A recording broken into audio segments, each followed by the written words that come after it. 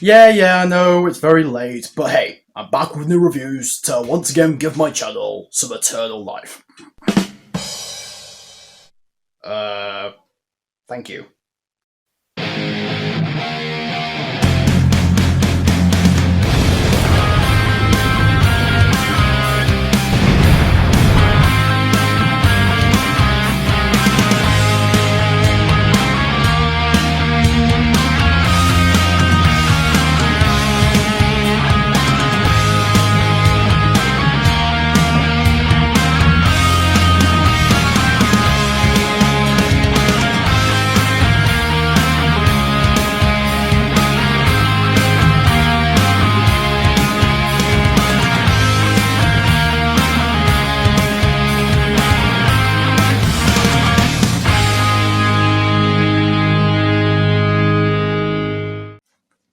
Hey guys, it's Daniel here. Sorry for no recent videos. Again, typical lazy Vickers, but I'm back once again, and that is to give my review of the Marvel Cinematic Universe movie that introduces new characters.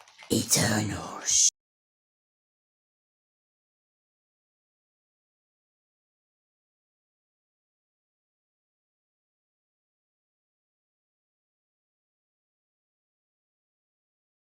So the plot of Eternals is that it follows an android created race known as, well, the Eternals, who are created to be sent down to Earth to protect it from these alien beings known as the Deviants, as instructed by their creators, the Celestials. And after defeating the Deviants, they're like, oh my god, we're gonna be traveling the universe. Nope! They have to remain on Earth disguised as earthly humans. That's their only duty, and that's the only thing they get to do for now. However, after being attacked by a deviant in London, Cersei, the most optimistic member of the Eternals, must gather all her friends back together again to stop the deviants once and for all, as well as realizing that things are not what they seem, including some of the members of the Eternals. Now, I'm not gonna lie, when I first heard this movie was coming out, I was pretty excited, in fact, kind of very excited. I mean, we have new members of the MCU coming into foreplay, and it definitely looked like it was shaping up to be a really epic Marvel Cinematic Universe movie with new characters to follow. But it did get some pretty mixed bag, if not pretty underwhelming reviews from critics. So, I watched the movie, and well, the first time I watched it, I had to rush myself, so I just watched the whole movie, but I didn't pay too much attention, so I watched it another 2 times to really get my real thoughts out to the film after watching it 2 times on Disney+. And after watching it for the 3rd time, I have to say, I had a blast watching this movie. I mean, it's not the greatest MCU movie ever, but it was such fun, and I had an absolute blast watching it. What do I love about the movie? Why do I feel like it's kind of underrated? Well, in my opinion, the best thing going for this movie is its main character, the one we follow, Cersei. She is a fantastic protagonist. She's filled with heart, determination, bravery, intrigue. She cares for humans, she cares for the people in the Eternals, and she has a fantastic character arc. She's questioning herself as to what exactly is she capable of due to her human-loving nature. And she discovers that, well, the human-loving nature, it is who she is, and she can use that to her advantage to help out the group. That is a really great character arc, and honestly, I think the main threat that Cersei faced in the film wasn't stopping the deviants. It was questioning her team, herself, and her entire outlook on life as well as herself. And it just made her the most dynamic and strongest character out of the group, and in my opinion, the best character in the movie. And Gemma Chan, I want to see more work with you. You are fantastic in this role. I also liked some of the other members of the Eternals. I mean, we got Makari, played by Lauren Ridloff, who played Connie from The Walking Dead, and I was just so surprised to see that one of the actresses in the MCU now is the same woman who played Connie, because she pretty much handles the same, personality as Connie, but she manages to come off as very strong and really awesome in fight scenes. I was actually surprised at how well she handled her fight scenes. Good job, Lauren Ridloff. Icarus was pretty interesting. There's a little bit of a mystery towards him, and you really want to know exactly what his intentions are and what is he hiding. You know, you want to know more about this character. Ajax is so endearing as well, just like Cersei, because she gives her team loads of motivation to do the right thing and prove that humans are worth saving, and is a very wise, strong, determined leader in the Eternals. Kingo is someone I can relate to because after living in Earth for a long time, he's become movie director and actor, and I can really relate to that a lot because I want to be an actor. I definitely can see his love for film, and him filming everything he goes, it's just made him much more endearing, relatable, and pretty funny at the same time. Gilgamesh is like a father figure to some of the characters. He did come off as very endearing, so he ended up making me heartbroken when he would later face some stuff in the rest of the movie that he definitely didn't deserve to face, because he's just such an endearing character. You grow to love him. He's like a big teddy bear, man. He has a great chemistry with the characters, especially Thena. And Thena is very awesome as well because she has a really cool story, like a side story. I won't spoil what it is, but man, it's such a tragic story to happen with this character because once you've seen all the stuff that she does and all the stuff that she fears of doing, I couldn't help but feel sorry for her. Well done. So I have to give major props to Angelina Jolie for pulling that off. Fastos doesn't get much screen time, but when he does get screen time, he was so awesome as well, because he cares more for humans than he does for some of the parts of Eternals, and I can definitely understand the frustration that he feels after being told that he has to go back with the Eternals, and he refuses at first. And I can't blame him for that. He's got a good life. So I have to give lots of props to Brian Tyree Henry for his portrayal as Fastos. I do hope that's how the character's name is pronounced. If not, I apologise. It's just tip of the tip of my tongue. Pretty much enjoyed about every single Eternal in this movie.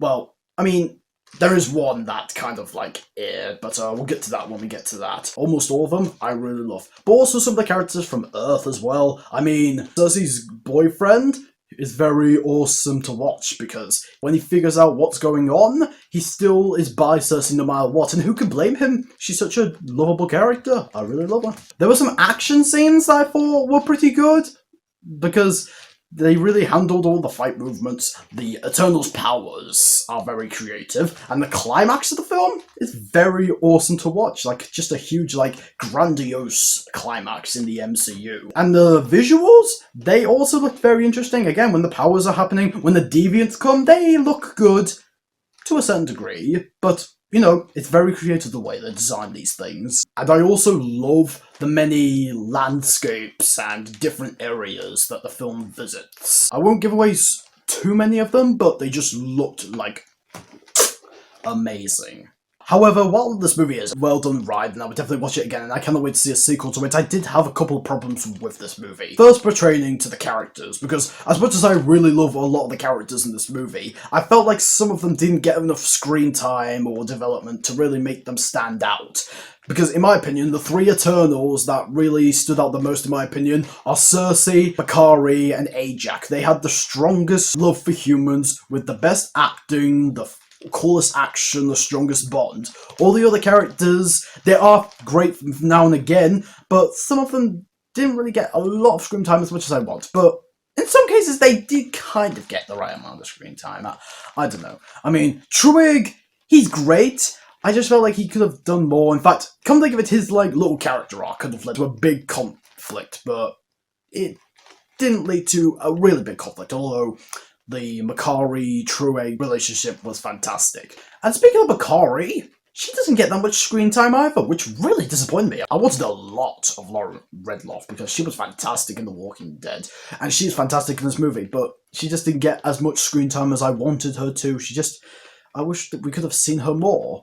And that's also contributed to the pacing of the movie, because this pacing did not have a flowing narrative. I mean, the first 15 minutes of the movie, it cuts back to the past, then it cuts to present day, but it only cuts to present day for about 4 minutes until it gets to the main story. And I felt like it really wasn't enough to get into the main story. I felt like they could have taken more time to explain how the Eternals are doing now. I mean, they do kind of, like, from different jump parts of the film, but I felt like they could have delved a bit more into the beginning of the part, because I was kind of disappointed that it only lasted for about 15 to 20 minutes into the film. I mean, Cersei, for example. Now, I still love this character, and my issue isn't really with the character herself, but what they didn't do with the character. And that is, I felt like they could have delved into a bit more detail in the beginning with her new life as a historical teacher, kind of scientist in a museum, so that we can delve into more detail about her love for humans. I mean, we do see it. Just a little bit more. This film has quite a few plot holes, one of which is that in the climax, one of the characters goes away and doesn't show up in the climax at all. And I felt like that they needed this character to do this thing to stop the main threat from happening. But he went away, and then they suddenly did it anyway.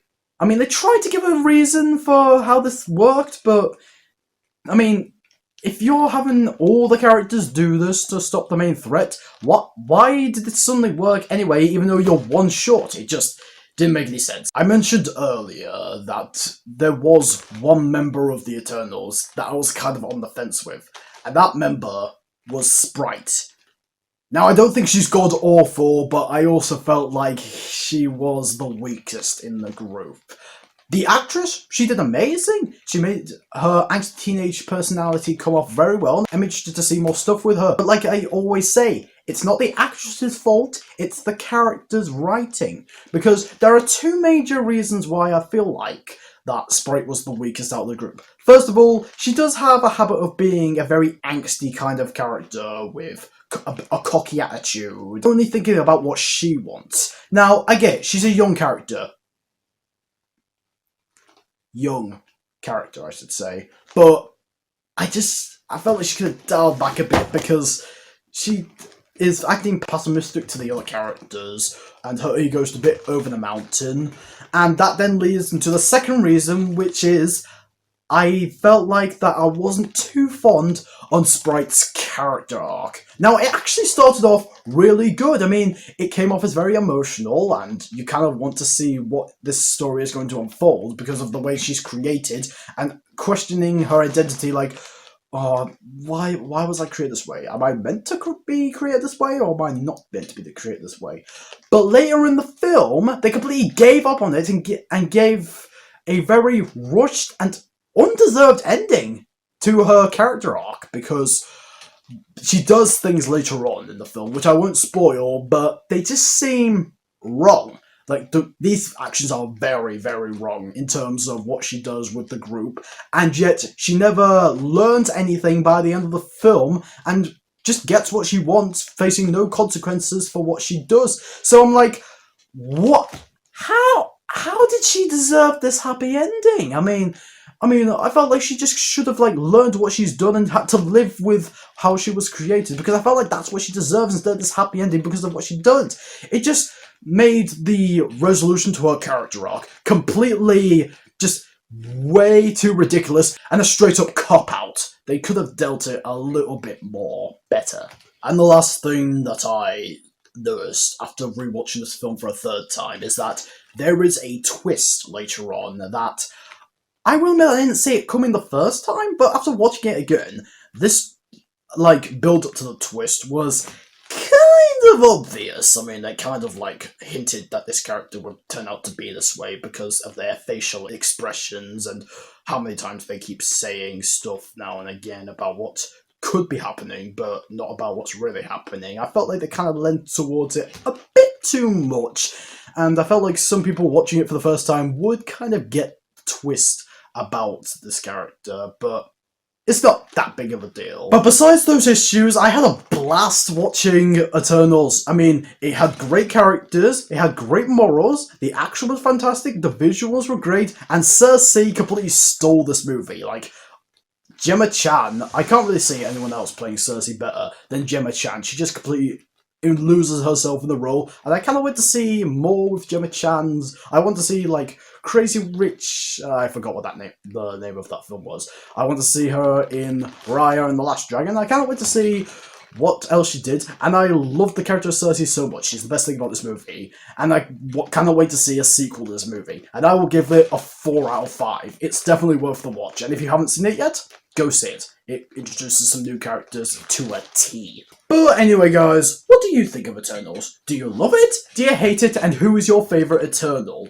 Let me know in the comment section below. I will try to get some more reviews done. I definitely have a schedule plan for what I'm going to do, and I've got some great news that my GCSEs are coming to an end, so I'll have more free time to do my reviews and videos. But anyway, I've done your review movies, TV shows, doing videos, being the powerful celestial known as the Filming Daniel. Till then, peace out, man.